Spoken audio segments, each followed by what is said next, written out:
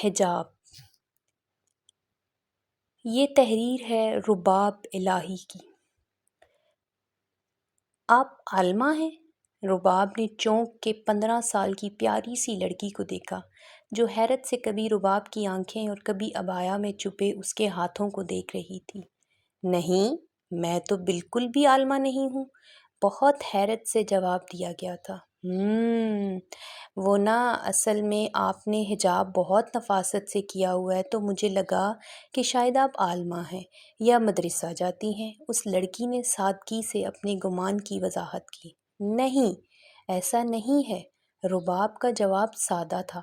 وہ دونوں ڈائیو بس پہ بیٹھی تھیں جسے لاہور سے گجرانوالہ جانا تھا اور مسافت بھی 1.5 گھنٹے کی تھی۔ آپ پڑھتی ہیں؟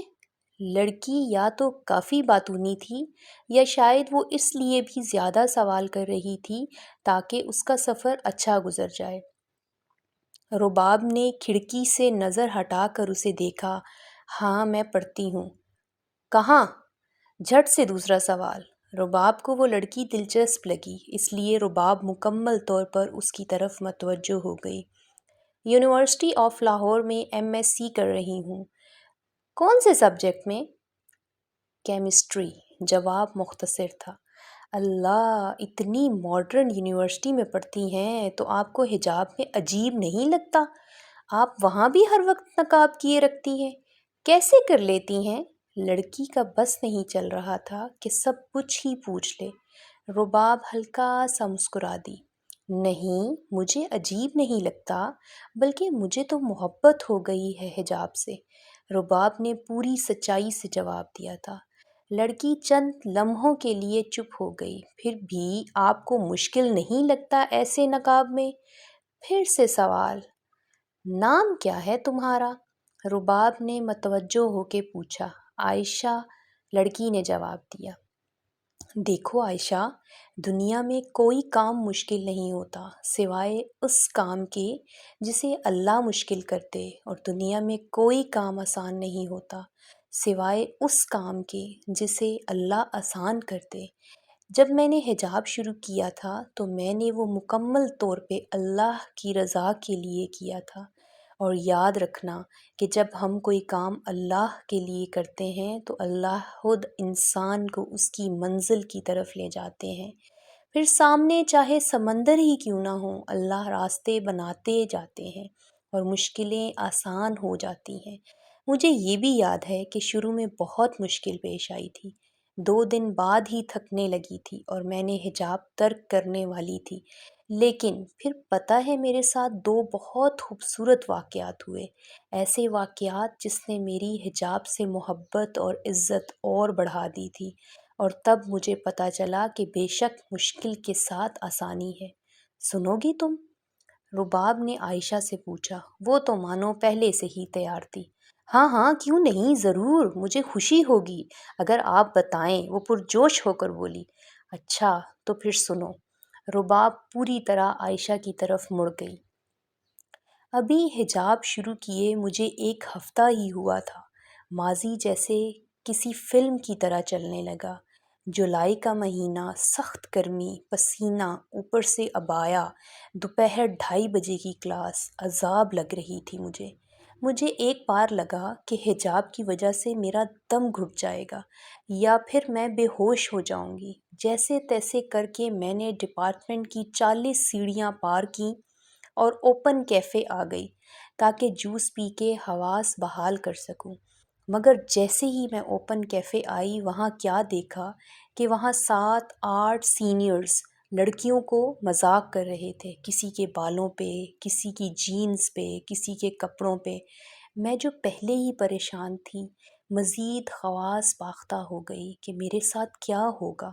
پہلے سوچا کہ واپس چلی جاؤں، پھر ہمت کر کے آگے بڑھ گئی تو ایک لڑکے نے مجھے دیکھ کے اشارہ کیا، اسے دیکھو۔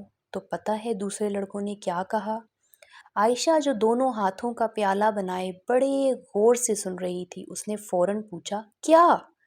انہوں نے کہا کہ نہیں یار، اسے کچھ مت کہنا، یہ اچھی لڑکی لگ رہی ہے۔ پھر نہ صرف وہ انہوں نے لڑکیوں کو گھورنا بند کر دیا بلکہ وہاں سے اٹھ بھی گئے۔ اس دن مجھے میرے رب پہ بڑا پیار آیا اور پہلی بار مجھے سورہ احزاب کی اس آیت کی تفسیر کا اصل مطلب سمجھ آیا کہ اے نبی، اپنی بیویوں سے اور اپنی صاحبزادیوں سے اور مسلمانوں کی عورتوں سے کہہ دو کہ وہ اپنے اوپر اپنی چادریں لٹکا لیا کریں، اس سے بہت جلد ان کی شناخت ہو جایا کرے گی، پھر نہ ستائی جائیں گی۔ یہ سورہ احزاب کی آیت نمبر 59 میں بیان کیا گیا ہے۔ ماشاء اللہ، کتنی پیاری بات کی ہے آپ نے۔ دوسرا واقعہ کیا تھا؟ عائشہ کو اس کی باتیں اچھی لگ رہی تھیں۔ دوسرا واقعہ میرے ساتھ تب پیش آیا، رباب مزید بتانے لگی۔ جب میں دوسرے سیمسٹر میں پہلی مرتبہ بینک گئی، اکیلی فیس جمع کرانے، آخری تاریخ تھی فیس جمع کرانے کی، میں بغیر کچھ کھائے پیے یونیورسٹی سے بینک چلی گئی تاکہ جلدی فارغ ہو کے کچھ کھا سکوں، مگر جیسے ہی بینک گئی وہ کھچا کھچ بھرا ہوا تھا لوگوں سے، صحیح معنوں میں تل دھرنے کی جگہ نہیں تھی۔ میں جلدی سے پرچی لی اور سائٹ پہ کھڑی ہو گئی۔ وہ شخص جس کی ابھی باری تھی، اس کا نمبر 65 اور میرا تھا 93۔ کم از کم میری باری آنے میں گھنٹہ لگ جانا تھا۔ میں نے دل میں ہی کہا کہ اللہ میری مدد کریں، اور پتہ ہے میرے سامنے والی سیٹ سے ایک لڑکا اٹھا اور میری طرف آیا اور کہتا ہے کہ سنیں، آپ یوں کریں، میری پرچی لے لیں اور آپ مجھے دے دیں، اگلا نمبر میرا ہے، آپ کا نمبر آنے میں بھی کافی دیر ہے، آپ یوں کھڑی ہیں تو اچھا نہیں لگتا۔ یقین مانو مجھے اس دن بھی اپنے رب پہ بہت پیار آیا، اور مجھے یقین ہو گیا کہ میرے رب کی ذات سے سچا کوئی نہیں۔ وہاں اور بھی بہت لڑکیاں تھیں مگر حجاب والی بس میں ہی تھی۔ تو دیکھو، میرے رب نے حجاب کی وجہ سے مجھے عزت دی اور بتایا کہ جس چیز کو میں زحمت سمجھ رہی تھی وہ تو اصل میں رحمت ہے۔ افادیت پتہ چلتی رہی، لیکن مجھے تب بہت اچھا لگا جب مجھے میری ایک کلاس فیلو نے کہا کہ رباب، تمہارے نقاب کی وجہ سے لڑکے تم سے بات کرنے سے پہلے سوچتے ہیں کہ پتہ نہیں کیا جواب ملے۔ تب مجھے لگا کہ حجاب تو میری حفاظتی شیلڈ ہے۔ ماشاء اللہ، عائشہ کافی متاثر ہو چکی تھی رباب سے۔ پھر آپ ہی رباب ایک بات بتائیں، اگر حجاب رحمت ہے تو لوگ پھر یہ کیوں کہتے ہیں کہ حجاب والی لڑکیوں کو لوگ زیادہ دیکھتے ہیں؟ ہاں، یہ سوچ ہے کہ حجاب والی لڑکیوں کو لوگ زیادہ دیکھتے ہیں۔ پتہ ہے کیوں؟ کیونکہ ہر چھپی ہوئی چیز پر اسرار اور باوقار ہوتی ہے۔ اس میں تجسس ہوتا ہے، لیکن اس وقار میں نمائش نہیں ہوتی، اور جہاں نمائش نہ ہو وہاں اکثر تماشائیوں کو منہ کی کھانی پڑتی ہے۔ رباب نے اس کے سوال کا جواب دیا۔ واہ، ایک اور سوال بھی پوچھنا تھا کہ لوگ کہتے ہیں نظر صاف ہونی چاہیے، باقی خیر ہے، پردہ کرو یا نہ کرو، کیا یہ صحیح ہے؟ عائشہ جیسے کچھ ڈھونڈنا چاہ رہی تھی۔ مجھے نہیں پتا عائشہ کہ کیا صحیح ہے کیا غلط، مگر گوشت چاہے کچا ہو یا پکا، وہ کبھی شکاری کتے کو اپنی طرف آنے کی دعوت نہیں دیتا۔ کتا ہی ہمیشہ گوشت کی طرف لپکتا ہے، لیکن اگر گوشت ڈھانپ کے رکھ دیا جائے تو کتا لپکے گا تو پھر بھی مگر گوشت محفوظ رہے گا اور کتے کے ہاتھ کچھ نہیں آئے گا۔ عائشہ اب بڑی محبت سے رباب کو دیکھ رہی تھی۔ آپ کی سوچ بہت خوبصورت ہے رباب، اللہ آپ کو ہمیشہ خوش رکھے، مگر آپ نے شروع کیسے کیا نقاب؟ کسی نے مجبور کیا تھا؟ مطلب اکثر ایسا ہوتا ہے کہ گھر والے مجبور کرتے ہیں تو لڑکیاں مجبوری میں کر لیتی ہیں۔ نہیں عائشہ، مجھے کسی نے مجبور نہیں کیا تھا، بلکہ مجھے بہت سراہا گیا تھا کہ یہ یونیورسٹی میں نقاب کرتی ہے۔ اصل مسئلہ تب ہوا جب میں نے کہا کہ میں شادی پہ نقاب کروں گی، کزن سے بھی۔ تب ساری بہنیں، بھائی، وہ بھائی جو باہر جاتے ہوئے مجھے کہتے تھے نقاب کرو، اب ان تک نے میری مخالفت کر دی۔ مجھے پہلے جینز، شرٹس، ٹاپ پہننے کا شوق تھا، تو میری ایک کزن نے تو یہ بھی کہہ دیا، 900 چوہے کھا کے بلی حج کو چلی۔ ایک کزن نے کہا، پہلے تو دوپٹہ بھی نہیں لیتی تھی، اب ایک دم نیک پروین بن گئی ہو، اتار دو نقاب، سب نے دیکھا ہے تمہیں۔ مگر پتہ ہے عائشہ، میں نے ہمت نہیں ہاری، مجھے لوگوں کی باتوں کا دکھ نہیں ہوا، کیونکہ جو کام ہم اللہ کے لیے کرتے ہیں اس میں دکھ بھی ملتا ہے، تانے بھی ملتے ہیں، لوگوں کی مخالفت بھی جھیلنی پڑتی ہے، مگر پھر اللہ ساتھ بھی دیتے ہیں۔ آپ مشکل کو بس پہاڑ نہ بنائیں۔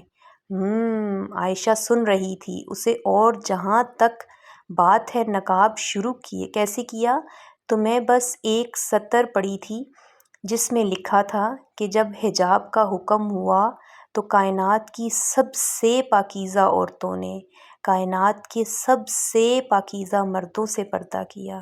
میں ایک لمحے کو ان مبارک ہستیوں کی عظمت کے بارے میں سوچنے لگی اور اپنی اوقات دیکھی۔ پھر میں نے حضرت فاطمہ رضی اللہ تعالیٰ عنہ کے بارے میں سوچا کہ وہ بھی تو کرتی تھی، ہم کیوں نہ کریں؟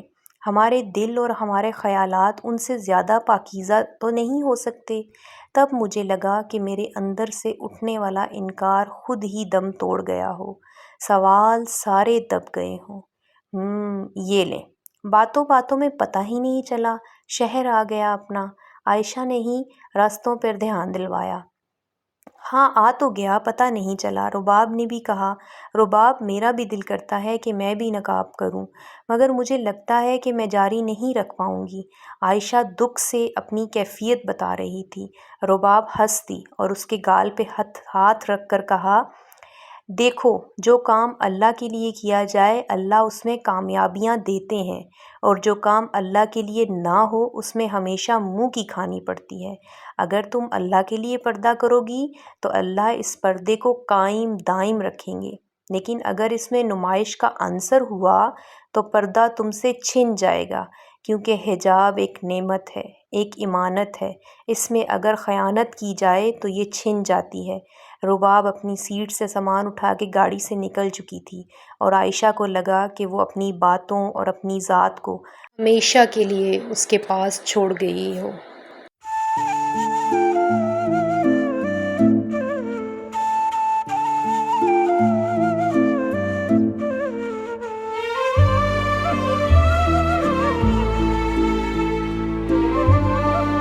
Shutterstock Music.